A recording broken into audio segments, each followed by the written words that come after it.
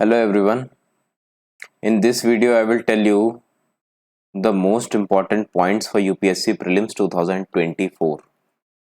UPSC Prelims 2024 की तैयारी जो भी कर रहे हैं उनकी बहुत अब एकदम प्राइम टाइम आ चुका है। अब आपको बहुत ज़्यादा मेहनत करनी है। ऑलरेडी जो लोग कर रहे हैं आई एम श्योर जो सीरियस एस्पिरेंट्स हैं वो बहुत ज़्यादा मेहनत कर रहे होंगे। बट कुछ चीज़ें हैं जो गलतियाँ हम कर देते हैं, जो गलतियाँ रह जाती हैं, जिसके कारण से हम लोग के प्रीलिम्स में इतने अच्छे मार्क्स नहीं आ पाते जितने आने चाहिए। तो सबसे ज्यादा जरूरी चीज क्या है यूपीएससी प्रीलिम्स 2024 के लिए? मेरे ख्याल से दो चीजें सबसे ज्यादा इंपॉर्टेंट हैं। एक है रिवीजन, दूसरा है, एक सेकंड मैं नीचे लिख देता हूं, यहां दिखेगा नहीं। एक है रिवीजन और दूसरा है कॉन्फिडेंस। इन दोनों के बिना आप ये एग्जाम क्लियर नहीं कर सकते हैं prelims, because prelims is very although objective exam है, बट काफी ज्यादा उसमें वो हो चुका है, आप सब्जेक्टिविटी कह सकते हैं आप, बिकॉज काफी ज्यादा ऐसा हो चुका है कि आप बहुत ज्यादा पढ़ के जाएं तो भी आपका सिलेक्शन ना हो सकता है आप थोड़ा कम पढ़ के जाएं तो भी आपका हो जाए। बट अगेन जो ज्यादा पढ़ के जा रहा है उसके चांसेस बहुत ज्यादा होते हैं कि उसका सिलेक्शन हो जाए। ऑल्दो एग्जाम थोड़ा लक बेस्ड है, बट कुछ चीजें हैं जो आप ध्यान रखेंगे तो आपके चांसेस काफी बढ़ जाएंगे। तो मैंने पहली चीज बताई रिवीजन और दूसरी चीज बताई कॉन्फिडेंस। अब सबसे ज्यादा इंपॉर्टेंट चीज मैं अपने तरीके से मैं बहुत ज्यादा फ्रैंकली इस वीडियो में बताऊंगा कि कैसे मैंने तीन प्रीलिम्स लगातार क्लियर किए 2021, 22, 23 में। किस तरीके से मैंने हर बार वही चीज अपनाई और हर बार मेरे अच्छे नंबर आए, ठीक ठाक नंबर आते थे, कट ऑफ से काफी, जनरल के कट ऑफ से काफी अच्छे नंबर आते थे। तो सबसे पहली चीज थी कि जो भी बेसिक बुक्स थी जैसे कि लक्ष्मीकांत, स्पेक्ट्रम, एनसीईआरटी या जो भी मतलब एक या दो सोर्स आपने फॉलो किए हैं उनको मैंने मल्टीपल टाइम्स रिवाइज किया। मल्टीपल टाइम्स मैंने उनका रिवीजन किया। मल्टीपल टाइम्स का मतलब ये है कि 2, 3, 4 बार नहीं बल्कि 8 बार, 10 बार, मुझे याद भी नहीं है कि मैंने कितनी बार उन्हें पढ़ा। इससे क्या फायदा हुआ कि जो भी क्वेश्चन डायरेक्टली, अब आजकल कम आते हैं क्वेश्चन थोड़ा घुमा फिरा के आते हैं, बट आते उसी बुक से हैं काफी ज्यादा क्वेश्चन। लगभग 30-35 क्वेश्चन ऐसे आपको मिल जाएंगे, 30 to 35 क्वेश्चन जो डायरेक्टली बेसिक बुक से आ रहे हैं। तो वो क्वेश्चंस आपको कैसे पता चलेगा? अराउंड 30 क्वेश्चंस वो आपको एकदम डायरेक्टली नहीं आएंगे, बट वो आपको लगभग बुक से रिलेटेड आएंगे। अगर आपने बुक बहुत अच्छे से पढ़ी है तो वो आप उसका आंसर कर पाएंगे। और बहुत अच्छे से का मतलब ये नहीं है कि आप एक बार पढ़ लें और एकदम ध्यान से पढ़ते जा रहे हैं। बहुत अच्छे का मतलब है आपने मल्टीपल टाइम्स उसे रिवाइज किया हो, आपको चीजें अच्छे से याद हो, समझी हुई हो और आपको अच्छे से बनती हो। तो बेसिक बुक्स का मल्टीपल टाइम्स रिवीजन करना, I think it is the most important factor to clear the prelims. अगर आपने ये किया है तो काफी काफी ज्यादा हाई चांसेस हैं कि आपका प्रीलिम्स क्लियर हो जाएगा।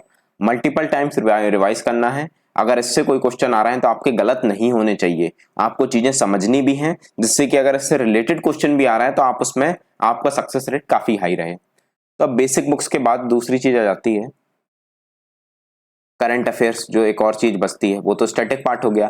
करंट अफेयर्स में मैंने हर साल सिर्फ पीटी 365 पढ़ी। किसी भी कोचिंग के आप पढ़ सकते हैं, मैंने विजन आईएएस की पढ़ी, किसी भी की भी पढ़ सकते हैं आप, लगभग सेम रहती हैं। तो मैंने सिर्फ पीटी 365 पर रिलाई किया for the prelims current affairs. Mains के लिए मैं न्यूज़पेपर पढ़ता था, बट प्रीलिम्स के हिसाब से मैंने न्यूज़पेपर कभी नहीं पढ़ा, सिर्फ पीटी 365 पढ़ी। और इसका मैंने क्या किया, इसके मैंने शॉर्ट नोट्स बना लिए। शॉर्ट नोट्स यानी कि जो भी चीजें पीटी 365 में दी हैं उसको इस तरह के मैं A4 साइज के पेपर लेता था और उसको 2 में डिवाइड करता था और यहां से लिखना शुरू कर देता था जो भी चीजें मुझे इंपॉर्टेंट लगती थी। ये कैसे पता चलेगा? ये जब आप PYQ देखेंगे, एनालाइज करेंगे कि यार साइंस एंड टेक में ऐसे आ रहे हैं और इसकी विजन की पीटी 365 तो इतनी मोटी है, ज्यादातर चीजें इसमें फालतू हैं तो मैंने हटा देता हूं और जहां से क्वेश्चन आने के चांसेस हैं, जो चीजें मुझे अच्छे से समझ आ रही हैं वो मैं इंक्लूड कर लेता हूं। तो इस तरीके से आप करेंगे तो इस तरीके के मेरे लगभग 4 से 5 पेजेस लगे पर सब्जेक्ट। ठीक है, 4 से 5 पेजेस पर सब्जेक्ट के हिसाब से मेरे नोट्स बन गए पूरी पीटी 365 के। ठीक है, 4 से 5 पेज यानी कि लगभग 10 पेज हो गए, है ना, इधर उधर का मिला दे तो 10 पेज हो गए। 10 पेज के हर सब्जेक्ट के मेरे नोट्स बन गए। कुछ सब्जेक्ट हैं जैसे कि पॉलिटी वगैरह, उसमें करंट अफेयर में कुछ नहीं रहता है तो उसके 1-2 पेज में ही बन गए। कुछ सब्जेक्ट जिनमें ज्यादा रहता है इकोनॉमी, तो उनके 7-8 पेज के भी पहुंच गए, इकोनॉमी एनवायरमेंट वगैरह के, जो जिससे करंट अफेयर्स से ज्यादा आते हैं। तो इस तरीके से मैंने नोट्स बनाए। ये मैं आगे आपको बताऊंगा कि मैंने नोट्स किस तरह बनाया, इसके लिए सेपरेट वीडियो में बना सकता हूँ। बट इस तरीके से मैंने नोट्स बनाए। मैं ये नहीं कह रहा हूँ कि आपको यही तरीका फॉलो करना है, बट आई विल एडवाइस कि आप पीटी 365 पढ़ें। अब क्योंकि ये काफी लेट आती है, फेब या मार्च के टाइम पे आती है, समय भी इतना ज्यादा नहीं रहता इसे पढ़ने का, इतनी ज्यादा बार रिवाइज करने का, इसीलिए मैंने शॉर्ट नोट्स के इतने ज्यादा बनाए, जिससे कि मैं इन्हें भी मल्टीपल टाइम्स 6 बार 7 बार 8 बार रिवाइज कर सकूं, और इनसे भी अगर कोई क्वेश्चन आए, इनसे रिलेटेड भी आए, जो कि हर साल आता है, ये मान के ना चले कि करंट से कुछ नहीं आ रहा, हर साल आता है, हो सकता है कम आए, 4-5 क्वेश्चन ही आए, बट वो 4-5 क्वेश्चन भी बहुत ज्यादा मैटर करते हैं इतने ज्यादा कॉम्पिटिटिव एग्जाम में। तो ये दूसरी चीज की, तो ये कंटेंट आपका पूरा हो गया। इसके बाद मैंने इस बार एक और नई चीज की, वो है पीवाईक्यू।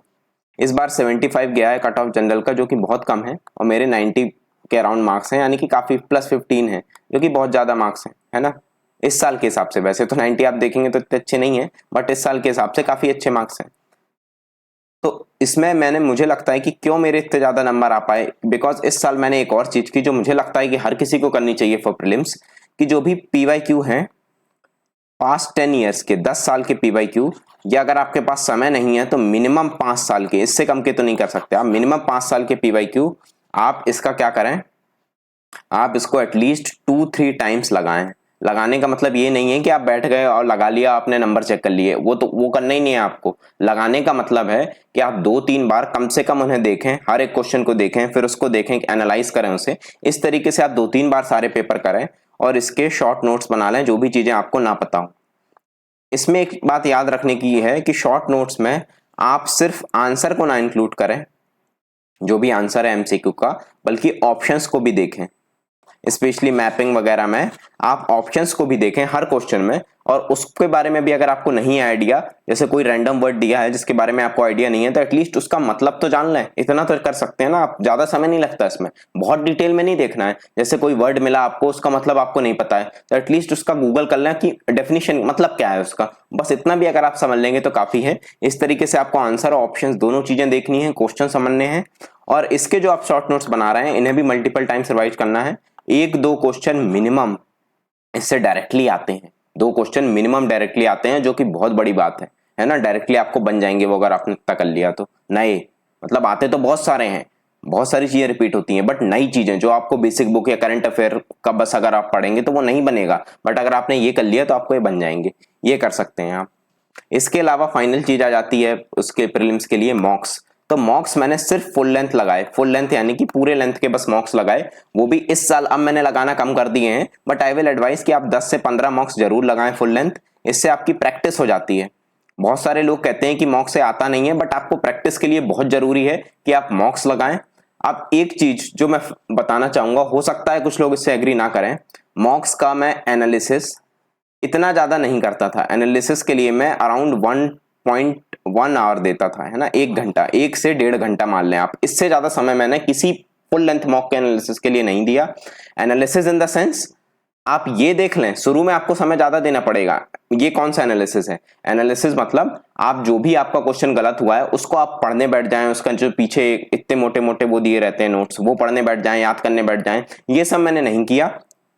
बट इनिशियल स्टेज में जब आप, अगर अभी अभी पहला आपका प्री है, आपका इतने अच्छे से पहला सीरियस प्री है, तो आप इनिशियल स्टेजेस में ज्यादा समय भी दे सकते हैं। किस चीज में? आपकी स्ट्रेटेजी के लिए, कंटेंट के लिए नहीं। अगेन आई एम रिपीटिंग, जो आपको फुल लेंथ टेस्ट लगाने से कंटेंट मिल रहा है वो इतना इंपॉर्टेंट नहीं है, स्ट्रेटजी इंपॉर्टेंट है। Strategy in the sense how to solve questions, किस तरीके से क्वेश्चंस को सॉल्व करें, कितने क्वेश्चन, नंबर ऑफ क्वेश्चंस आपको कितने पूरे करने हैं, सब। और इन सबसे ज्यादा जरूरी है एक चीज देखना, वो ये है कि आप जो भी आपने बेसिक बुक्स, करंट अफेयर्स पढ़ा है, पीवाईक्यू पढ़ा है, कुछ भी आपने जो चीज पढ़ी है, उससे अगर कोई क्वेश्चन आ रहा है, उससे रिलेटेड, डायरेक्ट नहीं, उससे अगर आपको लग रहा है कि आपने जो पढ़ा है आप वो कर सकते थे, उससे पेपर देने के बाद भी ऐसा लग रहा है आपको, तो वो आपका सही होना चाहिए 100%। आप कोशिश करें कि आपके 100% जो भी उससे आ रहे हैं क्वेश्चन वो सही हो, इससे आपके सक्सेस के चांस बहुत ज्यादा बढ़ जाएंगे। तो ये पहली चीज हो गई रिवीजन। सारी चीजें, इन सारी चीजों को मेन कोर ये था कि पढ़ता हर कोई है बट रिवाइज नहीं करता, तो आपको बहुत बहुत बहुत ज्यादा बार रिवाइज करनी है सारी चीजें, जितनी ज्यादा बार आप कर सकते हैं। कोई इसका फिक्स अमाउंट नहीं है कि 3 बार 4 बार कर लिया, जितनी ज्यादा बार आप कर सकते हैं उतनी ज्यादा बार आप करिए। दूसरी चीज आती है कॉन्फिडेंस। जब आप ऐसी बातें सुनते हैं, प्रेवलेंट है जो मार्केट में, कि यार प्रीलिम्स बहुत ज्यादा अनप्रिडिक्टेबल है, नहीं कर सकते, आप चाहे जितना पढ़ लें हो सकता है फिर भी फेल हो जाएं, ये सही सच बात है, इसमें कोई झूठ नहीं है। But I am assuring you कि अगर आपने काफी मेहनत की है, अगर आपने सारी चीजें पूरी की हैं, मल्टीपल टाइम्स रिवाइज किया है, तो आपके चांसेस ऑफ सक्सेस बहुत हाई हैं। 100% नहीं है बट 80% 90% आपके तक आपके चांसेस ऑफ सक्सेस हो जाते हैं अगर आपने सब चीजें सही की हैं। तो कॉन्फिडेंस होना बहुत जरूरी है कि if I work hard, if I work hard I will succeed। ठीक है, if I work hard I will succeed, ये आपको एश्योरेंस होना चाहिए कि अगर मैं मेहनत कर रहा हूं तो मैं सफल हो जाऊंगा। काफी चांसेस, थोड़े बहुत चांसेस हैं, काफी नहीं, थोड़े बहुत चांसेस हैं कि आप मेहनत करने के बाद भी फेल हो जाएं, बट वो रेयर हैं। 80% 90% यही चांसेस हैं कि अगर आपने सब चीज सही की है तो आपके चांसेस ऑफ सक्सेस काफी ज्यादा होंगे। कभी कभी कोई अनलकी हो जाता है, उस समय इतना दिमाग काम नहीं कर रहा, सी सेट में फेल हो जाते हैं, ये सारी चीजें हो जाती हैं। बट अगर आप मेहनत कर रहे हैं, सारी चीजें कर रहे हैं अच्छे से, तो आपके सक्सेस के चांस बढ़ जाएंगे। बट ऐसा नहीं कर सकते आप कि यार मैंने आर्ट एंड कल्चर एंशिएंट छोड़ दी, वो ना पढ़ूं क्या मैं चल जाएगा, कुछ नहीं, ये सब नहीं चलेगा, फालतू की बातें हैं ये। सारी चीजें आप अच्छे से पूरी कीजिए, जो भी जरूरत है। सी सेट अगर आपका वीक है तो उसको बहुत अच्छे से करिए, ऐसा ना हो कि आप थोड़ा बहुत करके छोड़ दे रहे हैं कि यार ये तो बस क्वालिफाइंग है। बहुत अच्छे से वो सारी चीजें कीजिए, ये सारी चीजें अच्छे से करेंगे तो आपके चांसेस ऑफ सक्सेस बढ़ेंगे। 100% नहीं है, लक का काफी रोल है, बट आपके चांसेस ऑफ सक्सेस बढ़ेंगे। सो ये कॉन्फिडेंस अपने आप में बहुत जरूरी है कि मैं सक्सेसफुल हो जाऊंगा अगर मैं मेहनत कर रहा हूं, तभी आप अच्छे से पढ़ पाएंगे। अगर आप अभी से सोच के बैठेंगे कि यार मुझे तो होना ही नहीं है, मैं तो फेल ही होने वाला हूं, तो आप डेफिनेटली नहीं पढ़ेंगे, है ना, डेफिनेटली आपका इतना ज्यादा मन नहीं लगेगा, पढ़ेंगे भी तो आप कुछ और सोचते रहेंगे। इसीलिए मान के चलना है कि मैं हो जाऊंगा। आइडियली तो आपको ये सब सोचना ही नहीं चाहिए कि मेरा होगा कि मेरा नहीं होगा, सिर्फ आपको अपने टारगेट पे फोकस करना चाहिए, तो आपका स्ट्रेस अपने आप कम हो जाएगा, और जैसे जैसे आपके टारगेट अचीव होंगे आपका कॉन्फिडेंस अपने आप बहुत ज्यादा बढ़ जाएगा। तो ये 2 बातें याद रखना बहुत जरूरी है। Doing all the things with multiple revisions and having a strong confidence that you can and you will clear the exam। तो ये कुछ 2 चीजें थी जो बहुत जरूरी हैं प्रीलिम्स 2024 के लिए। मुझे लगा कि अब आ रहा है प्रीलिम्स, इसके ऊपर वीडियो बना देना चाहिए मुझे। आई होप आपको हेल्पफुल लगा हो video. Thank you all for watching the